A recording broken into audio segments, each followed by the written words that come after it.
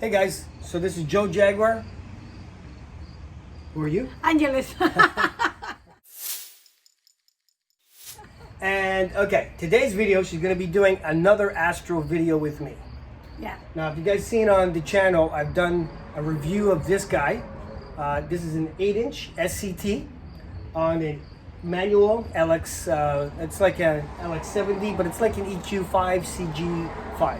Now, babe, the last video was like you've never seen my 6-inch ever, right? Yes. So now this is an 8-inch. Now, Wow. even though it looks small, like for instance, Yeah. this is an F10. Yeah. So it's a 2,000 millimeter focal length. So the Takahashi is only 812. That big 6-inch refractor is 1,200 millimeter focal length. This guy, even though it's 5 times shorter, is 2,000 millimeter focal length. So it's a pretty long focal length. Now, maybe it might not be as crystal clear SCTs compared to a refractor, but because it's bigger, it's going to collect more light, and it should be brighter. Oh, okay. So it should be brighter. Yep. Okay, so let's take a look at Jupiter with a 32 millimeter eyepiece. I actually don't know what power it is. 62.5. That's it? Yeah. Okay, take a look. Oh. Yeah, I can see the two lines. And I can see the moon. No? Yeah. Those dots are the moons, yes. How many moons? There are like 2 this size and 1. This is a moon too? Well, you can only see 4 with the telescope, but it probably has over 60 moons. Okay, so 2 right beside it and 1 on that side. The other one might be behind. Okay, now we're going to pump the power. Oh yeah, so now we're at 8.8. So what does it take us to? Okay. While I focus? 227. Holy shit. Holy yeah. We're already pretty much at the From limit. 62 to the 200.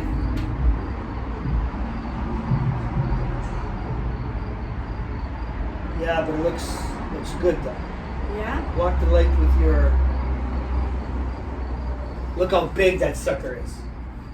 Turn it a little, and then if it turns fuzzy, then you know you gotta turn the other way.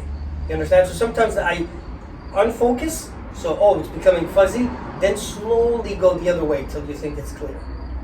That looks much bigger. Bigger? Does it look brighter to you, or? No, I will check it on my focus because my size is different than yours. Definitely. Yeah. I mean, yeah, it's not too bad. I mean, it's a little off for me. Yeah. But yeah, so what I sometimes do is just touch it a little. You'll see the star will become unfocused, so then you know you're going the wrong way, and then slowly go to where it feels, focused. It's amazing what it can do with the telescope. Like you see with a naked eye like a star, a really bright star, and here in the telescope you see a planet. Sometimes as you keep on looking and keep on looking, then you start to see more detail. The more you look, the more detail you slowly... Stars, right? Yeah. Because most people aren't used to looking at something like fine detail like this. So it takes a while before...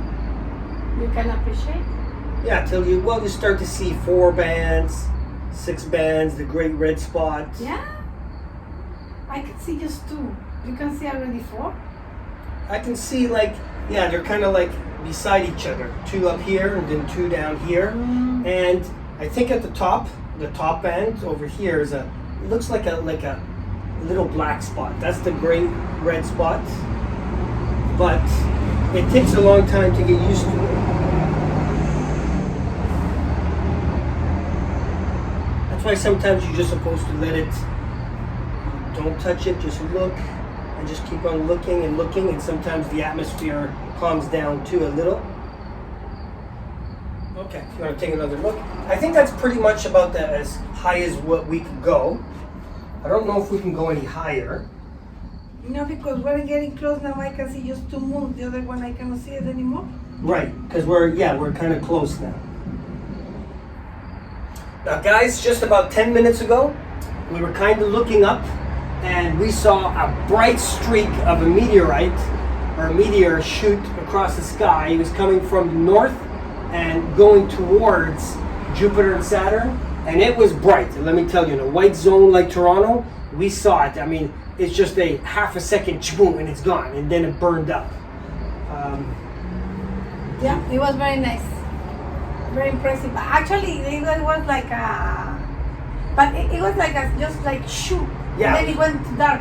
Right, it just disappears. Yeah, so Yeah. it burned up in the atmosphere. But if you're not looking upwards, which most people don't, when you're talking, you're out on your balcony, you're looking Yeah. like this. We would have missed that. But for So- example, in the movies, when I see the movies and I see like really like long and very, it's fake. They fake them. Yeah, they're probably doing it to. I mean, if we were in the country skies, because it's less light pollution, that streak will be a little longer because it's darker. Just Yeah. like you can see more stars out there. But the movies, they're making it extended because they're emphasizing it. So they don't want it to be like 1/60th of a second. It's too short. So they're making it 3, 4, 5 seconds. And usually you don't see them that long. It's just like 1 second, boom, and it just burns up. Okay. Okay, so let's pause it now. Yeah. I'll go to Saturn, and then we'll come back. Okay, so there is Saturn. Yeah, we could have taped all that. Okay, Saturn in a 32 millimeter, so 66 power. Oh, nice. And it looks like this. Like at an angle. Okay, And those are the moons also for this. one moon, the one on the left. Yeah. Like a lower, no? Yeah, that's called a Triton. Looks amazing. I love Saturn. Saturn, everybody loves Saturn. Yeah. It's because of the ring. Yeah. Oh yeah, the one that's under. So Yeah, Saturn that- over here, that should be the moon. And there's one, okay, so here's Saturn. There should be one right here, so it's on the same plane. I don't know if this one underneath it is, because it should all be, going Yeah. in the same row. So the one under may not be. Okay, Saturn at like 250 power. Okay. I want to. It will look like Jupiter, like bigger. Yeah, you know what? I see the Cassini division. Yeah. I'm excited. Take a look at that. Wow. Even it looks a different color, eh? Does it? Yeah. Maybe Because because. the other one it looks like before like a more yellow, like a little more. But Okay. This one looks like more like a white. Okay. Yeah, I can see there's some lines on the planet. Okay, so what I want you to do is the ring around Yeah. Saturn. Mm-hmm. Now look like over, if this is the ring, if you just keep on looking and try not to touch it, you'll see like a gap on the ring.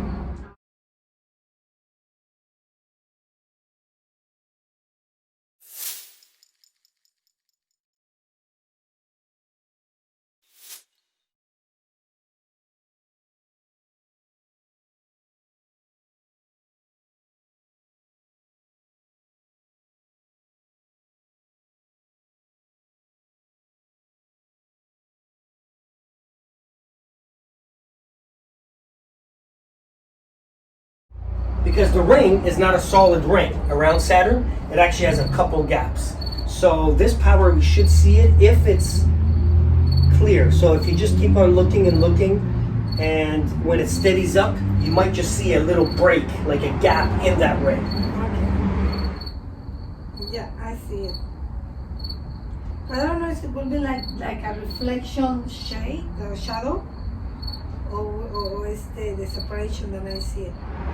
I see it, yeah, I kind of see it. Look for that. Now remember, the only thing is, in here, see this one's Saturn, you see the ring, see how sometimes the rings are more closed? Yeah. So it's not, the more open it is, the easier it is. So it's a little, it's between, right now Saturn's between the rings like this.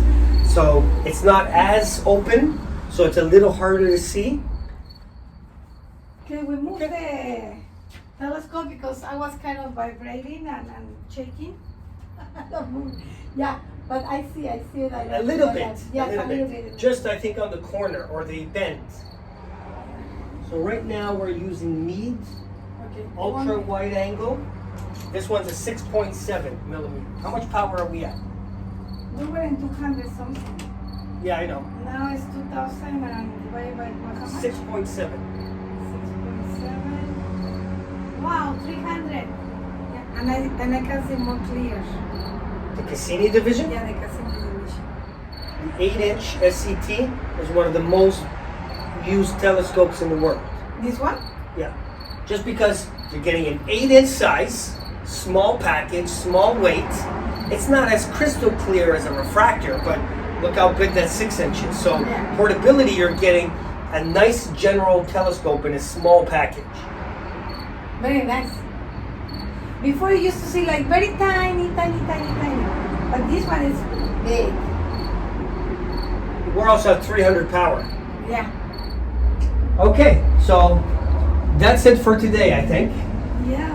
So why don't you tell, here, let's grab the camera a little closer so now they can see us again. Yes. Okay, so what do you think, how was today looking through an 8-inch SCT? Amazing. I really like it. I have been enjoying the 4 and the 6, but actually the 8 I like it more because it has more detail. So you know what this means. She likes size, matters to her. Size, so you like 8-inch better than 4 or 6. Yes. So, okay, so she likes it big, guys. She Yeah. likes the full 8-inch. Okay, so would you say that's your best view then, so far? Yes, so far, yes, actually. Yes. That's,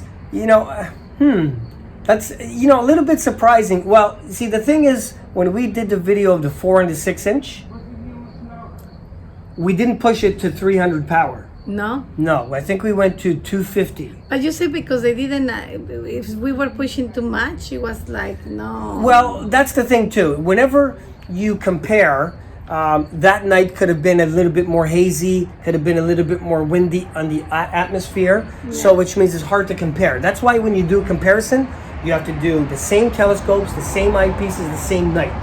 You can't do one week and one the other week, because today might be better. Today is very clear. Right, Like, right. I think So, it helps a lot.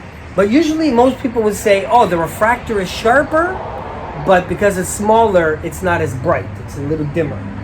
But sometimes to see more detail, you need a brighter image.